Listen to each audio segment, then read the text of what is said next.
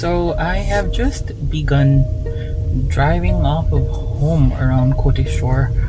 Today's destination is going to be Pokhara, and it's going to be an all-day drive because I do not plan on getting there in one single sitting. It's going to be a couple of detours. I'm anticipating some traffic on the highway, and then I think most of all, I am looking forward to the drive on this BYD Dolphin. Thanks to BYD Nepal Cymex for lending over a car. I just wanted to experience this in a different vehicle this time and thought I'd take you on the journey. Today's going to be less about the car and more about the journey. So stick around and let's see how this goes. We just passed Tokha and the car is now at 90% from 330. I'm down to 311-ish kilometers and just taking it very easy today. Morning traffic, a lot of college kids heading to college and early morning walkers around. My destination today, because the weather looks quite nice, is Nuwakot Durbar.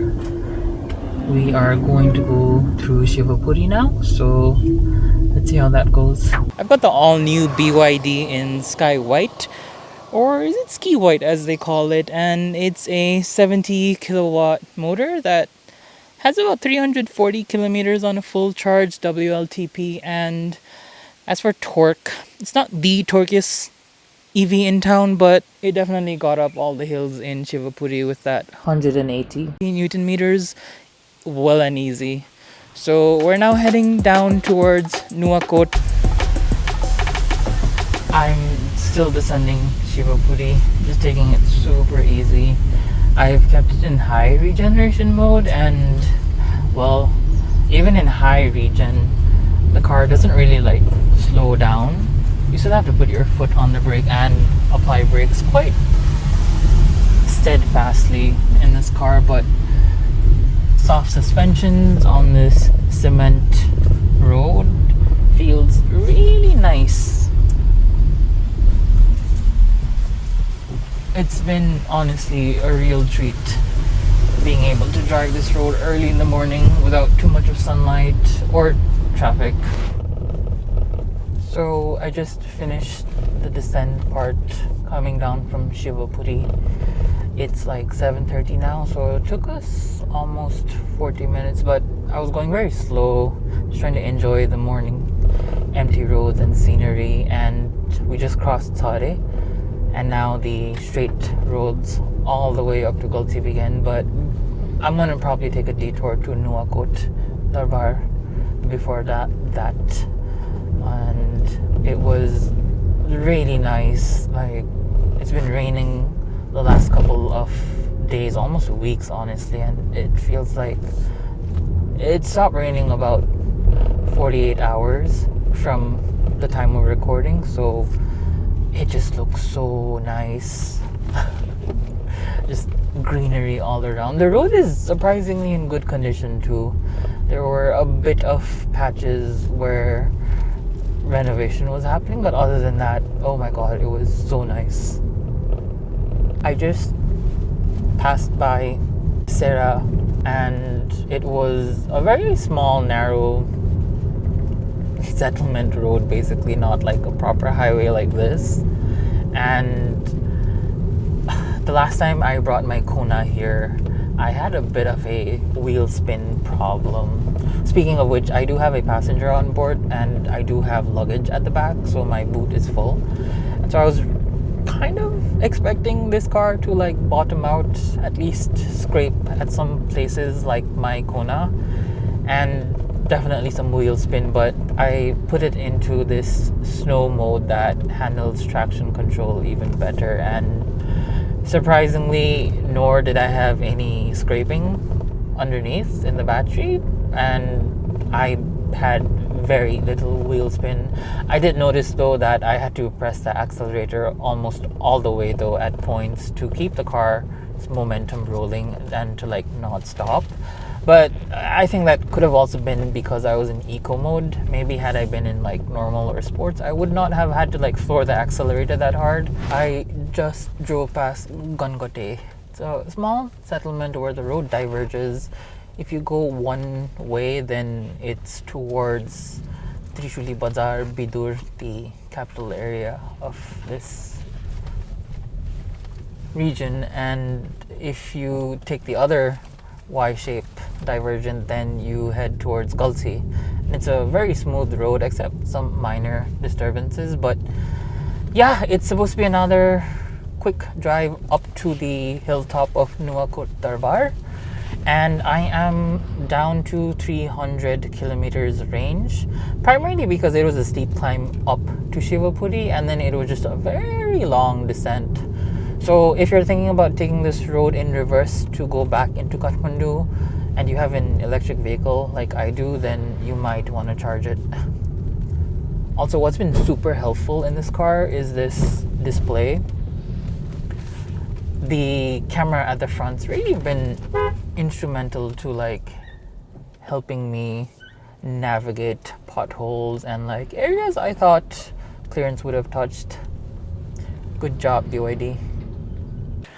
Okay, the time is about 8:20 and it was a very nice, relaxing, slow drive.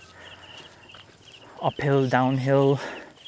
Road qualities were solid, views were awesome, but I have made it to the entrance of the historical and religious Nuwakot Durbar, where Prithvi Narayan Shah once saw Kathmandu. It's a very quick 7-8 kilometer detour from the main highway and probably 5 kilometer uphill, so definitely worth the visit. Built in the 1700s by Prithvi Narayan Shah, and this is supposedly the area where he first overlooked Kathmandu Valley and was like, that's where I want to go. And it's a very old traditional town square. I stopped by at the temple of Bhairab here. The locals were kind enough to open the door and give us a brief glance of the god inside. So as for this area, it's a UNESCO tentative World Heritage Site since the 2000s, early 2010s, I believe. And unfortunately though, after the 2015 earthquake, this place sadly still hasn't been properly renovated yet. And I think there is progress in terms of the development in the area, but I think it'll be a while before there is more importance given to this area. Most of the historical palace is under construction and it's a bit dilapidated.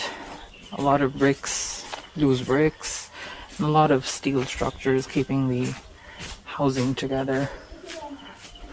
It was apparently a 9-story palace before, but after an earthquake in the, I think 18 or 1900s, they reduced the floor down to the well-known 7-story palace that we know today.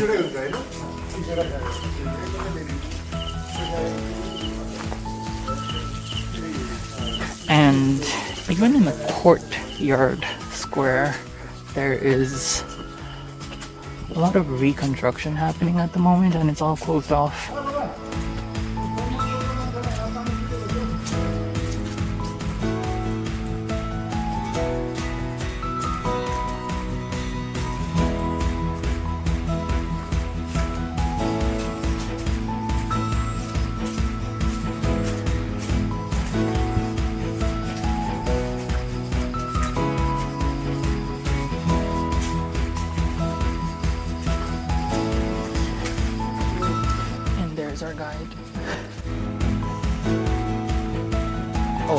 just like Basantapur Darbar squares. Hello. Reconstruction, this one too is done with China Aid. Anyway, I'm gonna head back to the car, grab a quick bite, and then hit the highway again. And I am now at Galchi, and we rejoined the Prithvi National Highway, and I was just cruising at 70, 80, and 90. This car just handled high speeds with such a breeze. You do feel a bit lacking in that top end torque because it's 180 Newton meters versus something above 200, but it will glide you all the way to triple digit speeds and easily reach speeds of like 70 and 80. And the car did have a bit of body roll when it came to like longer bends at cruising speeds, but it felt very supple and nimble even at higher speeds. And it's 10 a.m. 10:10 a.m.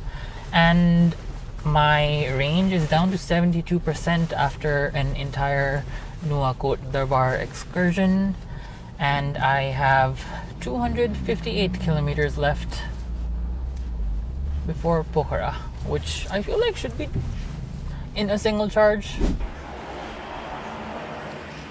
So it's around 11:15 now, and I'm having like a quick, like, not exactly a brunch, but some food and some refreshments at Hamlet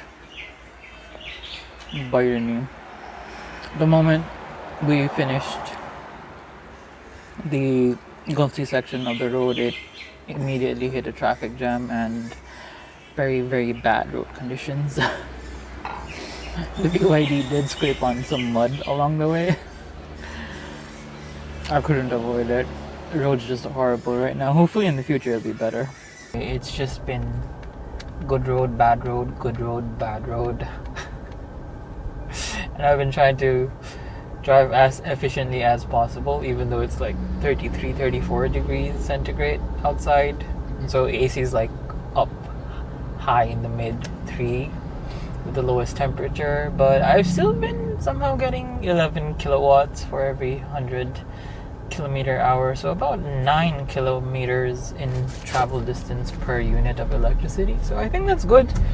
BYD, my range is currently 211 kilometers at 60%, and I'm just about to travel 50% of the distance.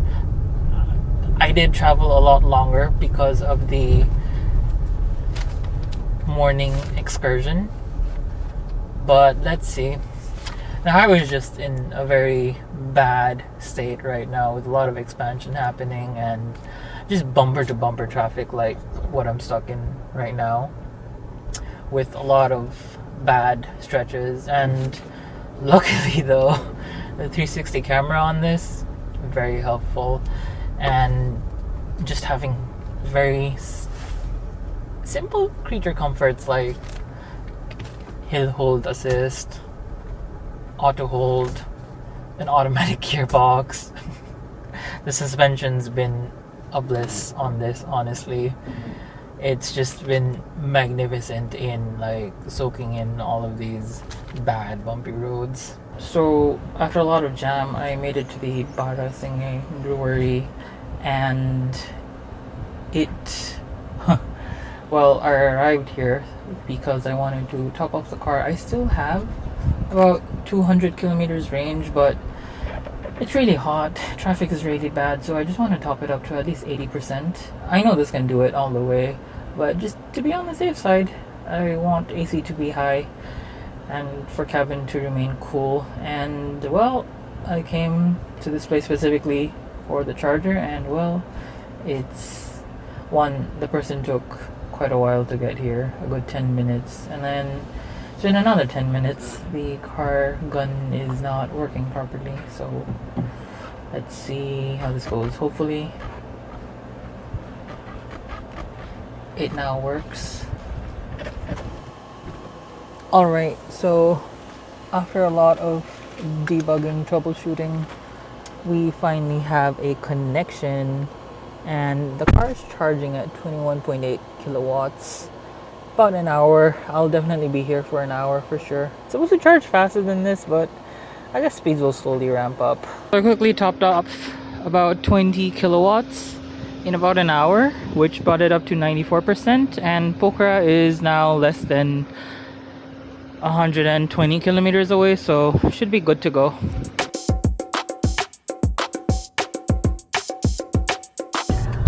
So the section after Abu Khaireni,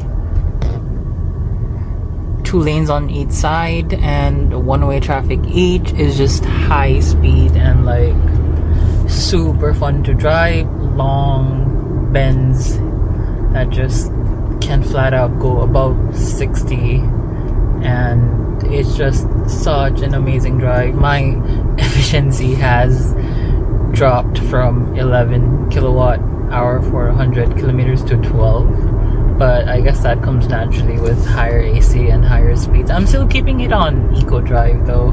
I really don't feel the need to take it into another gear, and overall the BYD is performing really great. I guess this is the third break for today. We are at the lower station for the Bandipur cable car.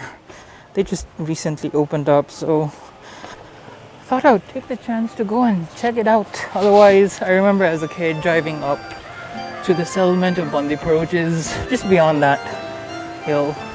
Took a good 30 to 40 minutes, depending on traffic and like just how busy the road would get.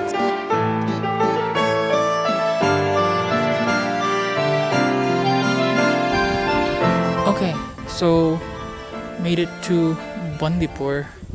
It was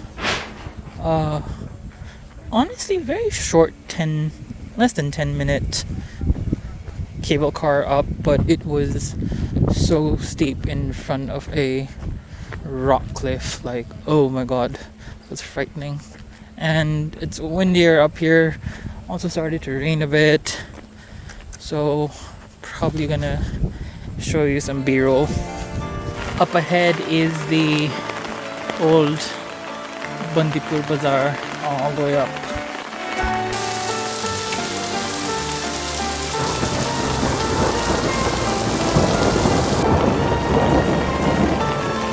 Well, we came in with the rain. There's an offer, like an opening offer right now, so 2-way was just 500 per person, and holy crap, it was so steep. Like, I mean, the whole settlement of Bandipur is on a hilltop, but I was not expecting such a rock face climb. Like, after the first couple of towers, it just climbed and climbed and climbed until we got to the top. And now I'm at the old town settlement of Bandipur. I haven't been here since back in 2010, and back then I used the road to come up. A very windy road, very steep road, very narrow, and with a lot of buses on it that would really come aggressively at you whether you're going uphill or down. And as a result, this cable car feels just a lot better. And yeah, so the settlement is honestly something out of a movie. Like, it's so picturesque with these old houses and everything. Honestly, if more people come up from the cable car, I think it would do really nice. Like, this really seems like a really great place for like a movie setting to happen and all. But anyway, after this we're gonna head down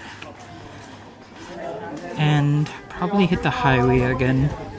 I am happily driving the car at the moment because I charged it up to 94%, I think, in the hour I was at Barasinghe, and